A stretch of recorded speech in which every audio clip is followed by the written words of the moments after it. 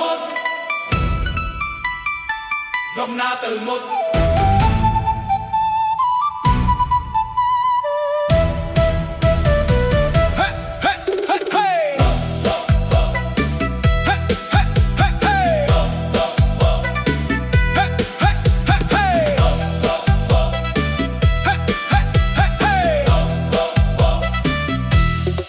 តែស្រមៃធំចាប់តាមពីសំភាពតូចចោចរាល់ថ្ងៃយើងដើរទៅមុខដោយការអត់ធ្មត់មិនជ្រើស្រើសួននៅជីវិតធំតា BB ផែរត់ជ្រើសរើសដំណើរឆ្ពោះទៅឆ្ងាយចាប់ពីការិយាល័យដល់រោងចក្រក្រផ្លិតស្មារតីតែមួយទីស្ដៅតែមួយគ្មាននរណាម្នាក់នៅក្រៅដំណើរនេះឡើយមនុស្សគ្រប់រូបគឺជាផ្នែកមួយនៃភាពជោគជ័យមានញើសជាច្រើនដែលគ្មានអ្នកឃើញមានសម្ពាធជាច្រើនដែលមិនបាននិយាយប៉ុន្តែយើងមិនដែលបោះបង់ឡើយព្រោះខាងមុខគឺជាក្តីស្រមៃដ៏ធំមួយ BB ប៉ារ៉ូតែស្រមៃឆ្ពោះទៅឆ្ងាយរួមគ្នាសាងសង់អនាគត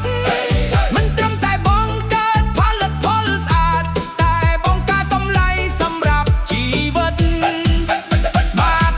សំគីភាពកាយាល័យនិងរោងចក្រគឺជាគ្រួសារតែមួយ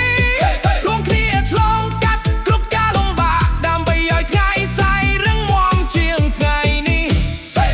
ទាំងខ្សែពាណិជ្ជមនីមួយដែលបញ្ចប់គឺជាមោទនភាពរបស់មនុស្សជាច្រើនគម្រោងនេះមួយដួយដែលប្រពន្ធទាន់ព្រាគឺជាកិត្តិយសដែលសាងសង់ដោយបេះដូងមិនមែនគ្រាន់តែជាក្រុមហ៊ុនបបោពពទេមិនមែនគ្រាន់តែជាទាំងសត្វនេះជាកម្មទេប៉ុន្តែជាកន្លែងដែលមនុស្សជាច្រើនได้ចម្រើនរៀនអំពីវិរនឹងឈានទៅឆ្ងាយមានអ្នកអាចារ្យនាខ្ញុំការិយាល័យ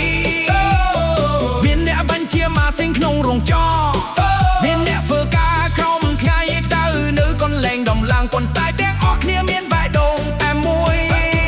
គោលដៅតែមួយឯសំខាន់តែមួយស្មារតីមិនចោះចាញ់នៅពេល BB ប៉ារ៉ូមើលទៅមុខជាមួយគ្នាគ្មានអ្វីដែលយើងមិនអា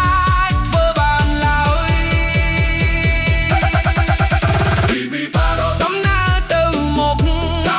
នាំយកក្តីស្រមៃឈ្មោះទៅឆ្ងាយខ្មែរនិងវៀតណាមរួមគ្នាដើរទៅមុខសាងសង់អាជីវកម្មដោយទំនុកចិត្តពិតប្រាកដមោទនភាពនៃក្រុមការងារកាន់តែសាមគ្គីកាន់តែរឹងមាំថ្ងៃនេះល្អជាងម្សិលមិញថ្ងៃស្អែកខ្លាំងជាងថ្ងៃ